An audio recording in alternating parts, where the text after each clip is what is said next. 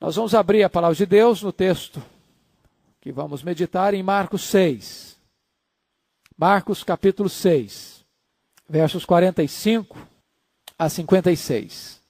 Marcos 6, 45 a 56. Jesus anda por sobre o mar. Logo a seguir, compeliu Jesus os seus discípulos a embarcar e passar adiante para o outro lado, a Betsaida, enquanto ele despedia a multidão. E tendo-os despedido, subiu ao monte para orar. Ao cair da tarde, estava o barco no meio do mar e ele sozinho em terra. E vendo-os em dificuldade a remar, porque o vento era contrário, por volta da 4ª vigília da noite, veio ter com eles, andando por sobre o mar, e queria tomar-lhes a dianteira. Eles, porém, vendo andar sobre o mar, pensaram tratar-se de um fantasma e gritaram, pois todos ficaram aterrados à vista dele. Mas logo lhes falou e disse, tende bom ânimo, sou eu, não temais. E subiu para o barco para estar com eles, e o vento cessou. Ficaram entre si atônitos, porque não haviam compreendido o milagre dos pães.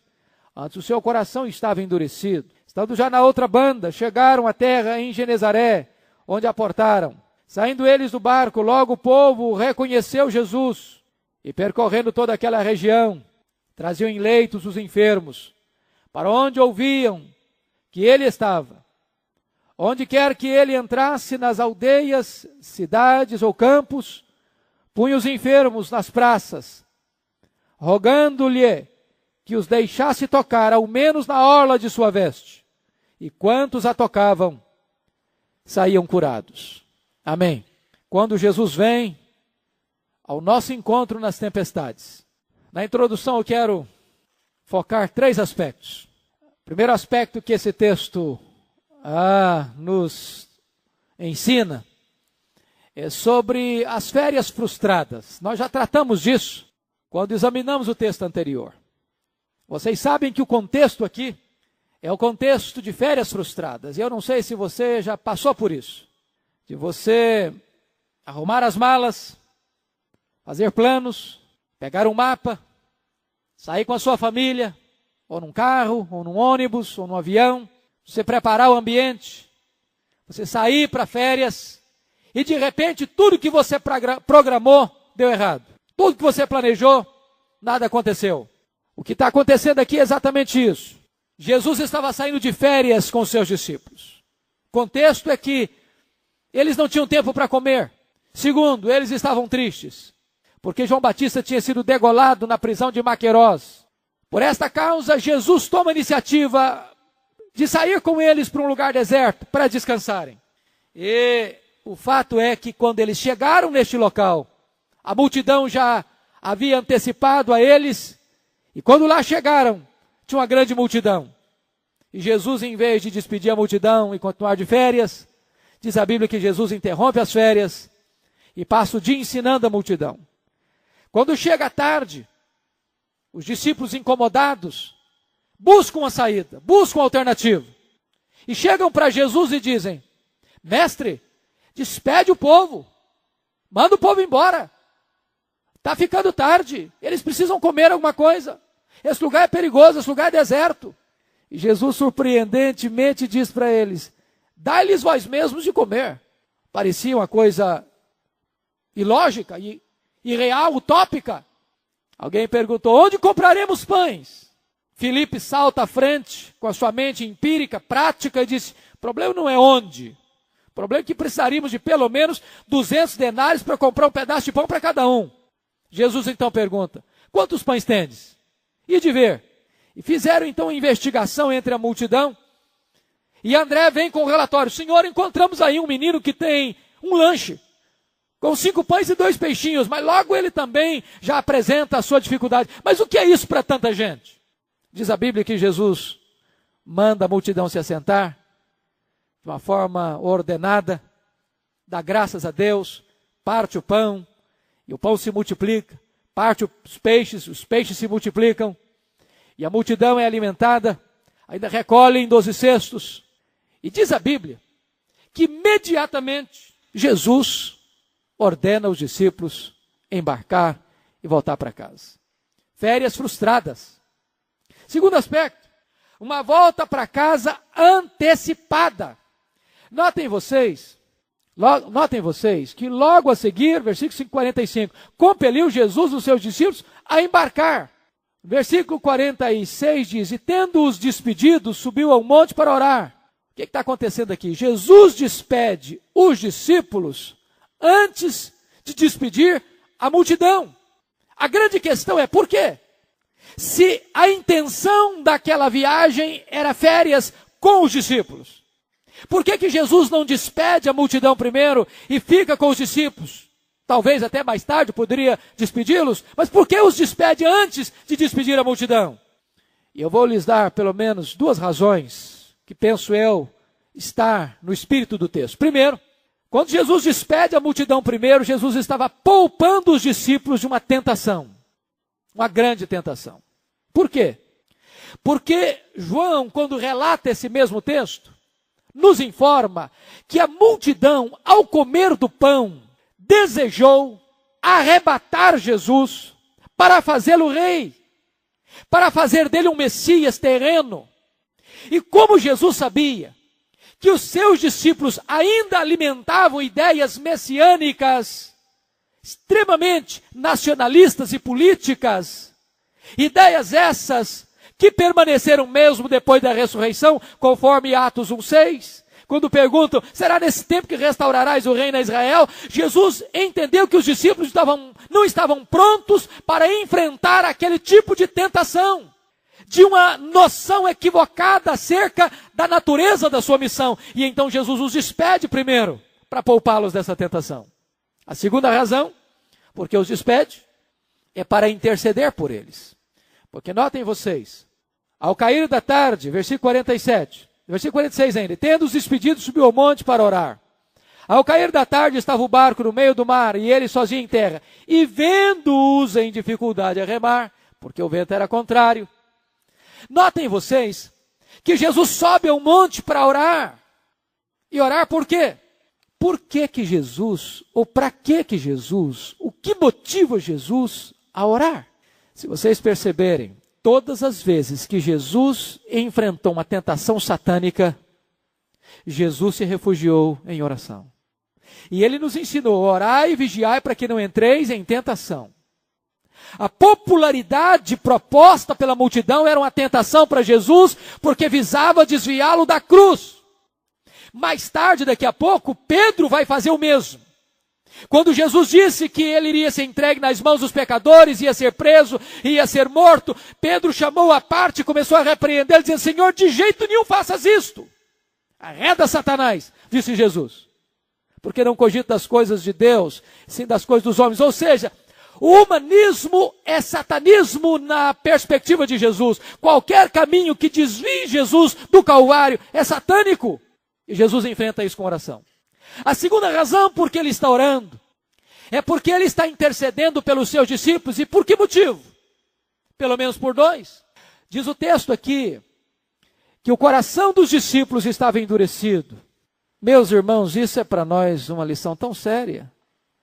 Porque se esses homens que andaram tão pertinho de Jesus, que viram os milagres de Jesus, que ouviram pessoalmente Jesus, conforme João escreve na sua primeira carta, que os nossos olhos viram, que os nossos ouvidos ouviram, que as nossas mãos apalparam, é isso que nós anunciamos a vocês. Se esses homens ainda enfrentam o dilema de um coração endurecido, muito mais nós, tantas vezes, não temos a percepção clara de quem é Jesus.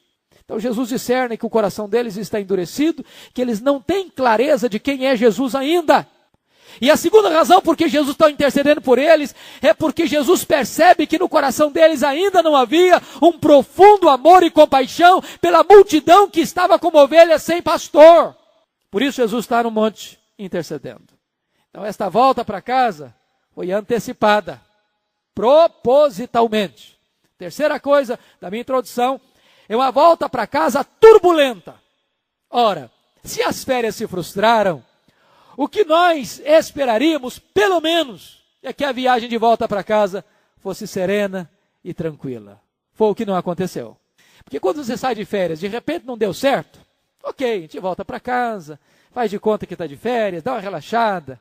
Mas imagine você botando toda a bugiganga dentro do carro, e depois que você chega no local de destino, agora sim, eu vou arrumar as malas, fazer as malas, está na hora. Quando você vai desfazer as malas, um telefonema de urgência, volta logo. E quando você volta, o carro quebra, não tem oficina por perto, o pneu fura, não tem borracharia por perto, e não tem nem água para beber, e você começa a entrar em pânico. A situação desses homens não é diferente, eles estão voltando para casa agora, e eles são colhidos por uma tempestade. A viagem de volta para casa é turbulenta. E aqui que nós encontramos algumas lições muito oportunas para o nosso coração nesta tarde. Primeiro ponto que eu chamo a sua atenção nesse estudo, dada essa introdução, são as grandes tempestades da vida. As grandes tempestades da vida. Eu estou seguro disso, irmãos, de que muitas vezes as maiores, mais assoladoras e mais perturbadoras tempestades não são aquelas que acontecem fora de nós, são aquelas que acontecem dentro de nós. Não são as tempestades das circunstâncias, são as tempestades dos sentimentos.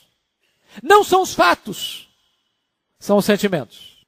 Os tufões mais violentos não são aqueles que agitam as circunstâncias, mas aqueles que deixam em turbulência a nossa alma. Não são aqueles que nos ameaçam levar para o fundo do mar, mas são as geleiras que se derretem como uma avalanche nas montanhas alcantiladas do nosso próprio coração e que nos afogam em desespero. E aqui nós encontramos algumas tensões muito sérias que eu chamo a sua atenção nesta tarde. Primeira tensão que esse texto encerra. Como é que você vai conciliar obediência com turbulência? Ou seja, quando a obediência nos empurra para o olho da tempestade. Você pode entender isso? Quando a obediência empurra você para o olho da tempestade. Porque o texto informa, logo a seguir, compeliu Jesus os discípulos a embarcar. Jesus não pediu, não solicitou, não sugeriu. Jesus ordenou, compeliu, obrigou. E quando eles obedecem, eles entram no olho da tempestade. Quando eles fazem o que Jesus mandou fazer, quando eles estão no centro da vontade de Deus, eles são apanhados por uma tempestade. É mais fácil entender que quando você está obedecendo a Deus, as coisas vão bem, mar de rosas, e você caminha por jardins engrinaldados de flores, e não pela fornalha acesa da aflição. Não é verdade? Mas como entender que quando você está fazendo a vontade de Deus, andando conforme Deus mandou você andar, mesmo a contragosto, porque você queria estar de férias, mas as férias foram frustradas, e Deus diz para você, vai, você vai. E quando você vai, você enfrenta um problema. Isso significa uma coisa, para você e para mim. Que presença de problemas não é sinal de estarmos fora da vontade de Deus. Enfrentar problemas não é sinônimo de indiferença de Deus. Vida cristã não é uma sala VIP. Vida cristã não é uma redoma de vidro, nem um paraíso na terra. Quando Davi foi ungido rei no lugar de Saul, a unção sobre Davi não o levou ao trono, levou à caverna. Às cavernas úmidas, aos desertos tórridos, às fugas mais perigosas, da loucura de um rei. Você poderia pensar, puxa vida, eu pensei que o homem fosse ungido, no dia seguinte guindado ao trono. Por que Deus não botou Davi logo no trono, no dia seguinte? Por que Davi, depois de ungido, tem que passar por tantas tempestades antes de chegar ao trono? Porque Deus estava preparando Davi para o trono. Deus estava arrancando Saul do coração de Davi, para que Davi ocupasse o lugar de Saul. E o bisturi que Deus estava cirurgiando Saul interno do coração de Davi, era a loucura de Saul. Muitas vezes, Deus usa as circunstâncias adversas para trabalhar em nós, para sermos treinados na experiência da vida cristã. Quando você olha para a experiência do apóstolo Paulo, Deus dá uma ordem para ele, para Barnabé e para ele, lá em Atos 13, que eles deviam ser separados e enviados para a primeira viagem missionária. E eles obedecem, e ele é apedrejado. Na segunda viagem ele quer ir para a Ásia e Deus diz, não, não é para a Ásia, você vai para a Europa. E ele entra na Europa e é açoitado. E ele quer voltar para oferecer ofertas de amor à igreja pobre de Jerusalém. E eles dizem para ele, você vai ser preso. Ele diz, eu estou pronto a morrer. E Deus aparece para ele em Jerusalém e diz, coragem, Paulo, porque como você deu testemunho em Jerusalém, eu quero que você dê testemunho em Roma. E ele pegou o navio para Roma e enfrentou um naufrágio. E ele que tanto queria visitar Roma, chega em Roma com algemas nas mãos. O maior homem da história do cristianismo. Mas este homem vai dizer, eu quero que vocês saibam que as coisas que me aconteceram têm antes contribuído para o progresso do evangelho. Que coisas, Paulo? Que coisas? Sua perseguição em Damasco, sua rejeição em Jerusalém, seu esquecimento em Tarso, seu apedrejamento em Listra, seu açoitamento em Filipos, sua perseguição em Tessalônica e Bereia, chamado de tagarela em Atenas, de impostor em Corinto, enfrenta feras em Éfeso, preso em Jerusalém, acusado em Cesareia, naufrágio para Roma, picado por uma cobra em Malta, preso em Roma, no centro da vontade de Deus, mas enfrentando uma tempestade. Como conciliar isto? Você está no centro da vontade de Deus e enfrentando uma grande tempestade na vida. Esta é a atenção desse texto. Segundo lugar, vamos em outra atenção. Quando Deus parece demorar, você lida com isso? Isso acontece com você? Deixa eu fazer uma consulta. Não tem acanhamento de me responder. Quem aqui ora por uma causa há mais de 5 anos sem ter recebido ainda a resposta da sua oração? Levanta a mão, só para eu saber. A maioria de nós. Nós lidamos com isso. A demora de Deus. Você pode imaginar que quando eles entraram naquele barco, ainda era dia, antes do cair da tarde. Porque ao cair da tarde, Jesus estava só e eles estavam lá no meio do mar. Eram 14 quilômetros. Eles estavam exatamente a 8 quilômetros da praia, possivelmente no meio do trajeto. E agora a quarta vigília da noite, ou seja, das 3 da madrugada às 6 da manhã, e eles estão no pivô da crise, no epicentro da tempestade, no meio do problema. E certamente, como eles desejaram, como eles aguardaram que Jesus chegasse. E Jesus não chegou, no tempo que eles esperavam. Quarta vigília da noite, irmãos, era como se fosse a última hora, a última chance. É como se dissipasse do coração deles toda a esperança de salvamento. Às vezes nós temos que lidar com essa tensão. Estamos com um problema sério, grave, crônico, que se arrasta, e nós oramos, e nós jejuamos, e nós clamamos, e parece que o problema não se resolve. Eu penso no meu coração, à luz de João capítulo 11, que talvez o grande drama que Marta e Maria enfrentaram não foi apenas a doença de Lázaro, mas foi a demora de Jesus. Porque elas não têm dúvida de mandar um recado. Está enfermo aquele a quem amas, não precisa acrescentar mais nada. A frase está perfeita. Quem ama tem pressa em socorrer a pessoa amada. Mas diz a Bíblia que Jesus demora mais 2 dias onde estava. E quando Jesus chega, Lázaro já está sepultado.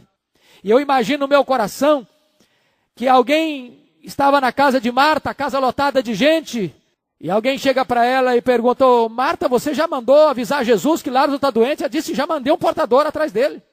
E talvez uma outra pessoa dissesse, mas será que ele vem?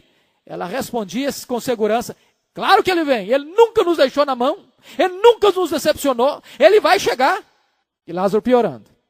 Encosta outra pessoa e pergunta, Marta, por que Jesus não veio ainda? Será que ele vem mesmo? Ela diz, ele vai chegar.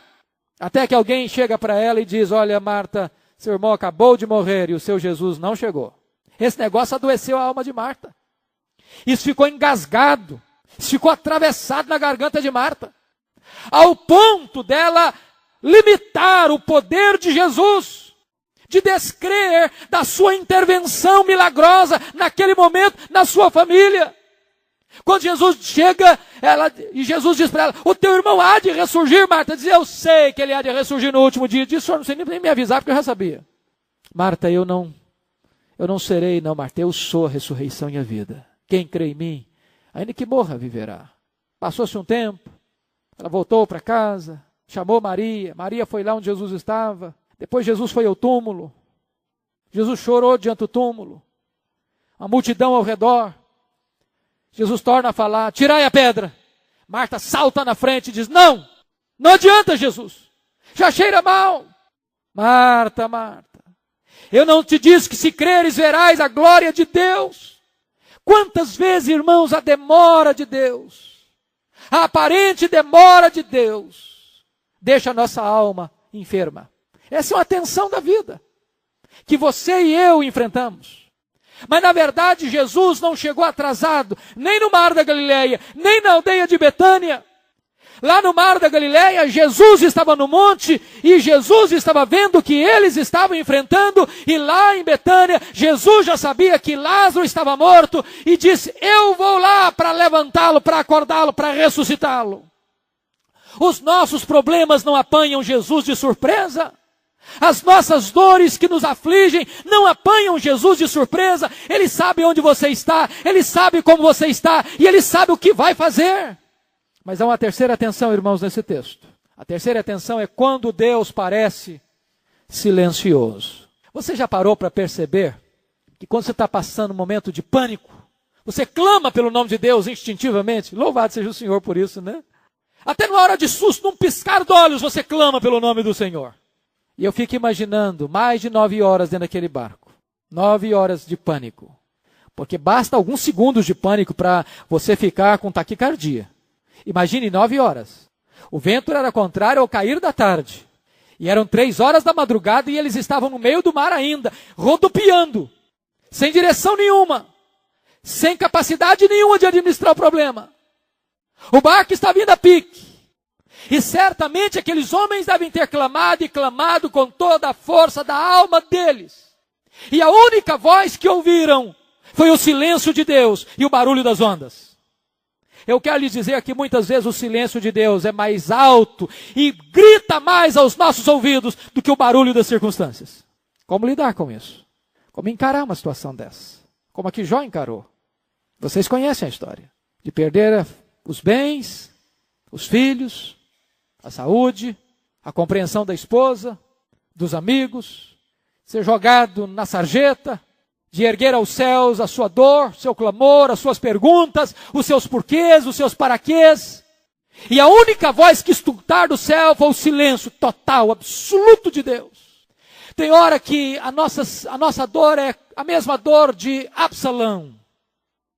Vocês lembram de Absalão? Quando não podia ver o pai. Quando o pai se recusava a vê-lo. Quando o pai até permitiu ele voltar para Jerusalém, mas disse, não quero que ele veja a minha face. E um dia Absalão mandou um recado para o pai, pai, eu prefiro que o senhor me mate, mas que o senhor fale comigo.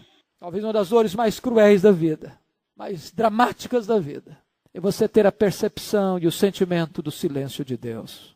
Mas o silêncio de Deus é pedagógico. O silêncio de Deus é proposital. Deus não é sádico. Deus não quer o seu mal. Deus não é um pai carrasco. Ele é cheio de amor e de graça. Quando Deus está silencioso, é porque Ele está trabalhando um projeto maior.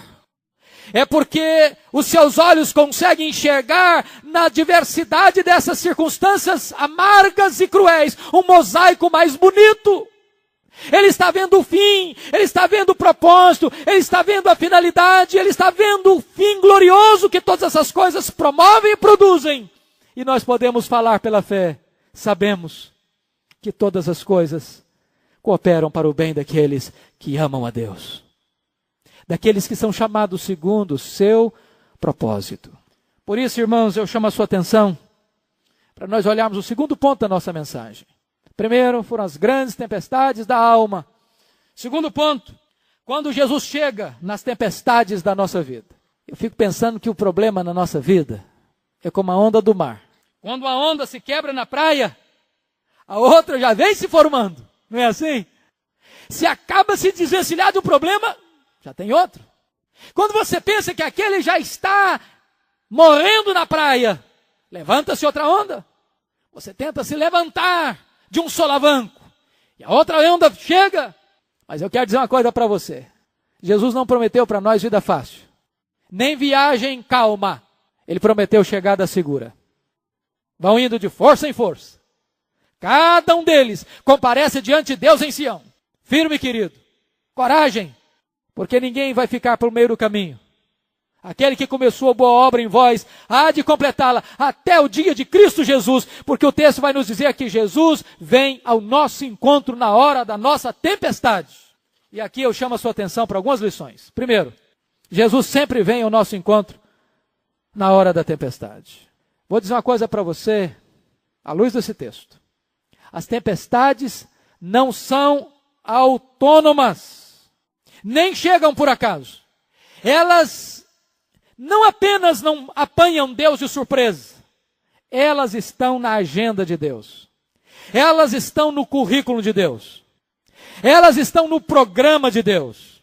Deus é soberano e nada escapa ao seu controle. Quero lhe dizer que as tribulações são recursos pedagógicos de Deus, para Deus trabalhar na sua e na minha vida. E Jesus Cristo foi ao encontro deles. Não atrasado, na hora certa. Não dentro da agenda deles, dentro da agenda de Deus. Não da maneira deles, mas da maneira soberana que Ele decide chegar na nossa vida. Por isso, em segundo lugar, Jesus vem ao nosso encontro ainda aqui na quarta vigília da noite. E eu creio que a quarta vigília da noite é sugestiva. Os estudiosos dizem que o período mais escuro da noite não é a meia-noite. É exatamente na madrugada, no período que precede a aurora. A quarta vigília da noite é o tempo em que você joga a toalha, que você chega no fim do túnel, que você chega no fim do poço, no fundo do poço, que você decreta a sua falência, que você reconhece, ou Deus faz um milagre ou não tem jeito. Quando você admite que as suas forças, as suas reservas, os seus recursos, os seus métodos são insuficientes para sair dessa crise. É nesta hora que você pensa que não tem mais jeito. É que Ele chega. Quando parece que toda a esperança já se dissipou. Agora preste atenção. Muitas vezes Deus nos livra da tempestade. É verdade. Outras vezes Deus nos livra não da tempestade, mas na tempestade. Outras vezes, Deus nos livra através da tempestade. Deus não poupou os amigos de Daniel de entrarem na fornalha ardente. Deus não poupou Daniel da cova de leões, mas os poupou na fornalha e na cova dos leões. Mas às vezes, Deus não nos poupa nem mesmo da morte. Deus não poupou Paulo da guilhotina, mas levou para o céu através do martírio. A quem mais Deus honra? Quem tem mais fé? Os que vivem pela fé ou os que morrem pela fé? Os que são livres? Ou os que se capitulam e tombam em campo de batalha? Não sabemos. O mesmo livro de Hebreus que fala dos heróis da fé, que foram poupados do fogo e da boca dos leões pela fé, dizem que também pela fé foram cerrados ao meio. De tal maneira que um mártir não experimentou um milagre menor do que aquele que morreu pela fé. Podemos dizer como o apóstolo Paulo, se vivemos para o Senhor, vivemos, se morremos para o Senhor, morremos, quer pois vivamos, quer pois morramos, nós somos do Senhor. E Paulo vai dizer, nem morte, nem vida pode nos separar do amor de Deus que está em Cristo Jesus, nosso Senhor. Terceira coisa, Jesus vem ao nosso encontro, caminhando sobre as ondas. Eu acho isso maravilhoso. Porque Jesus, além de vir, ele vem de uma maneira inusitada, inesperada. E quando Jesus vem caminhando sobre as ondas, Ele está ensinando alguma coisa. Tudo em Jesus é pedagógico. E Ele está ensinando duas coisas. Primeiro, Ele está ensinando o seguinte, que o mesmo mar que conspira contra você, que ameaça você, que é maior do que você, e que está tentando levar você à morte, está literalmente debaixo dos pés de Jesus. Ele é maior do que o seu problema. Você não tem controle, mas aquilo que está fora do seu controle está debaixo dos pés de Jesus. A segunda coisa que ele quer ensinar com isso, é que a Bíblia nos informa lá no livro de Naum, que Deus faz o seu caminho na tormenta, na tempestade.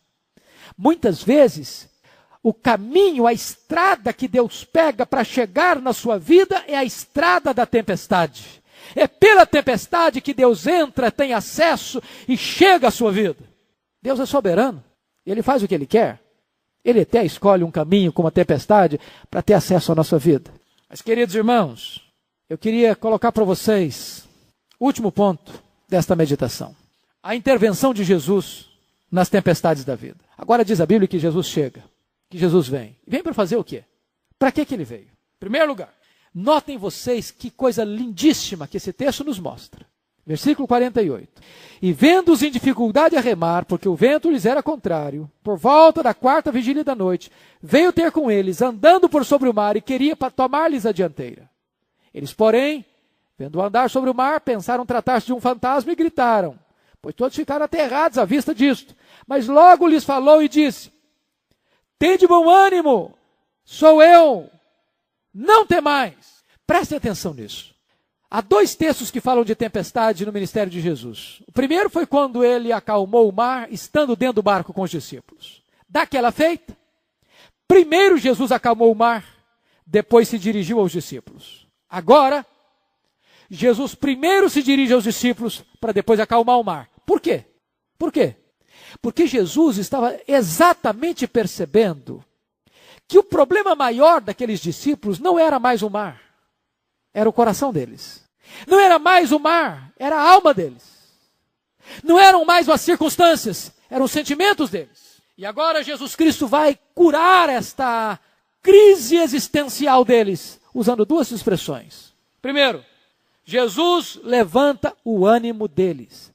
Tende bom ânimo. Eu gosto disso, irmão, sabe por quê?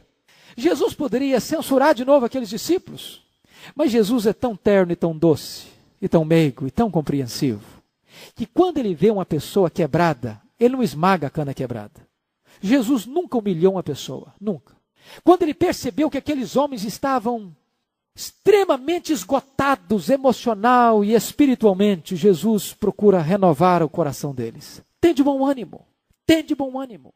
Levantem a cabeça, ergam os olhos, tomem força, encorajem-se. Mas a segunda palavra que Jesus vai dizer para eles é de que o antídoto para o nosso medo é o próprio Jesus, é a própria presença de Jesus. Preste atenção na expressão. Tende bom ânimo, sou eu, não temais. Notem que entre o desânimo e o medo, ou entre o ânimo e o medo, está Jesus. A única maneira de você eliminar o medo pelo ânimo é com Jesus. Sem Jesus, o medo prevalece. Sem Jesus, o desânimo toma conta. Não há forma do homem sentir-se animado na tempestade, a não ser pela presença de Jesus. Aqui está a grande diferença entre a autoajuda e a ajuda do alto. A autoajuda é quando a pessoa diz o seguinte, a força está em mim. Eu tenho a força. Eu sou forte. Eu sou poderoso. Eu consigo. Eu vou para frente. A ajuda do alto é quando Deus diz coragem. Porque eu sou contigo. Porque eu estou aqui. Porque eu sou a sua fortaleza. Porque eu conduzo você em triunfo. Levanta a sua cabeça. Isso não procede de dentro. Isso procede de cima. O cristianismo deveria ser a maior força de ajuda do alto da humanidade. A pregação do cristianismo é uma pregação que levanta o homem do seu abatimento, da sua prostração, do seu desânimo. E a única maneira de fazer isso é dizer, eu estou aqui, sou eu. É por causa de Jesus. Segunda coisa, Jesus vem para acalmar as tempestades das circunstâncias. Ele acalmou o coração, agora ele acalma a circunstância. Isso é maravilhoso, porque também ninguém aguenta uma viagem toda de turbulência. Lembram que até no naufrágio de Paulo, teve uma hora lá que eles chegaram nos bons portos. Tem tufão, tem vento contrário, tem naufrágio, mas tem bons portos também. De vez em quando Deus nos dá um refresco. Só um detalhe, lugar de descansar não é aqui não. Há um descanso para o povo de Deus. Paraíso não é aqui também não. Aqui é luta, aqui é prova, aqui é vale, aqui temos aflição, aqui choramos. Aqui precisamos da graça, da força, do ânimo, do encorajamento dos irmãos. Aqui nós precisamos de que Jesus intervenha sempre para acalmar as nossas tempestades. E ele chega e o vento cessa. Ele entra no barco e o vento cessa. Que coisa boa. Eu não sei qual é a tempestade da sua vida que está precisando ser cessada. Eu não sei qual é o problema da sua vida que se levantou como o mar da Galileia. Preste atenção nisso. Mar da Galileia era o lugar mais conhecido daqueles homens. Era a praia deles, era o quintal deles, era o lugar do ganha-pão deles. Eles conheciam cada palmo daquele mar. Mas de repente algo tão comum, tão corriqueiro, tão familiar, tão cotidiano se levanta contra você. De repente alguém com quem você conviveu a vida toda torna-se uma pessoa desconhecida para você. De repente uma situação que você dominava e você administrava com total segurança se volta contra você. É o mar da Galileia, é a tempestade. Mas quando você não pode mais administrar, Jesus chega e põe ordem na casa e traz bonança nesse mar encapelado. Terceiro lugar, Jesus vem para corrigir nossas ideias distorcidas. Imagine comigo a cena. No meio do mar, tempestade, vendaval, ondas, parecendo quase um tsunami. Pensa nisso. Noite escura. Certamente, de vez em quando deveria o céu riscar-se com um relâmpago luzidio que abria um facho de luz na noite escura. E num desses relâmpagos, eles olham e veem uma silhueta caminhando resolutamente na direção deles. E eles não têm dúvida e gritaram, é um fantasma. Não era só Herodes que era supersticioso, não. Os discípulos também eram. E às vezes, alguns de nós ainda são. De vez em quando ainda encontro crente que tem medo de passar debaixo de escada. De vez em quando ainda encontro crente que quando acha um gato preto na rua, acha que o dia vai ser um dia de agouro. Que se for hospedar num hotel e chegar no quarto 13, ele muda de quarto. E se tiver que entrar naquele quarto, joga um salzinho grosso para dar uma melhorada. É um fantasma! E Jesus Cristo vem para corrigir essa distorção da superstição. Nós estamos vivendo uma época de forte superstição no meio chamado evangélico brasileiro. Forte superstição. Eu quero lhes dizer que superstição não é cristianismo. Cristianismo não tem nada a ver com esse negócio de superstição. Crente não lê horóscopo. Crente não consulta horóscopo para saber como é que vai ser seu dia. A nossa vida não é regida por astros, nem por acaso, nem por leis físicas. A nossa lei é regida por Deus. A lua está na direção tal, então eu acho que a minha vida vai acontecer isso, vai acontecer assado, está mais favorável para isso, está mais favorável para aquilo outro. Eu acho que hoje o dia está melhor para negócio, hoje o dia está melhor para relacionamentos. Para com isso. Quem dirige a sua vida é Deus. Quarto lugar, Jesus vem para levar-nos em segurança para o nosso destino. Louvado seja o Senhor. Jesus entrou no barco, o barco chegou ao seu destino e vai chegar. Eu quero dizer para você que você vai chegar ao seu destino. Não tem o mínimo perigo desse barco afundar com Jesus. Tempestade vem, tempestade vai, mas o barco vai chegar, salvo e seguro no seu destino. E o seu destino é a glória. Aos que Deus predestinou, a esses Deus também chamou. Aos que Deus chamou, a esses Deus também justificou. E aos que Deus justificou, a esses Deus também glorificou. Seu destino é a glória. E Paulo diz, eu estou bem certo de que nem a vida, nem a morte, nem anjos, nem principados, nem poderes, nem altura, nem profundidade, nem qualquer outra criatura poderá separar você do amor de Deus que está em Cristo Jesus. Então, meu amado irmão, fica firme aí. Se você crê no Senhor Jesus, Jesus está na sua vida, você é mais do que vencedor. Finalmente, em último lugar, quinto lugar, Jesus vem para curar os enfermos. Notem vocês, quando Jesus chega do outro lado, Jesus tinha denunciado os discípulos que o coração deles estava duro. Às vezes, quem anda mais perto de Jesus, endurece o coração às vezes. Quando eles chegam do outro lado, a multidão fica sabendo, e por onde Jesus passa, por campos, vilas e cidades, as pessoas vão trazendo nas macas, para as praças, as pessoas doentes, rogando a Jesus, que pelo menos essas pessoas pudessem tocar na orla de suas vestes. E diz a Bíblia que todos que tocavam eram curadas. Às vezes as pessoas criam elementos místicos para cura, mas não tem nenhum tipo de cura estereotipada no Novo Testamento. Algumas pessoas foram curadas quando Jesus as tocou. Outras pessoas foram curadas quando elas tocaram em Jesus. Outras pessoas foram curadas sem toque nenhum. Outras pessoas foram curadas à distância. A verdade bíblica é que Jesus cura. O método, ele quem sabe. Ele é soberano para escolher aquele que melhor lhe convier, segundo a sua boa, perfeita e agradável vontade. Mas tem uma lição aqui.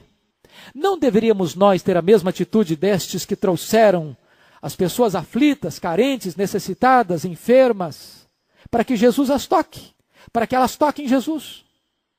Não deveríamos nós ter muito mais urgência em trazer as pessoas para o grande médico, supremo médico, médico dos médicos, para que Jesus as perdoe, as liberte e as cure e as salve?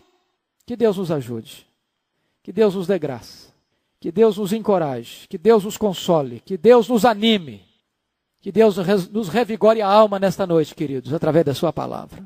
Nós queremos orar por você, pedir ao Senhor, como aqueles tripulantes daquele navio que ia para Roma, um dia pediram: Senhor, faz amanhecer o dia.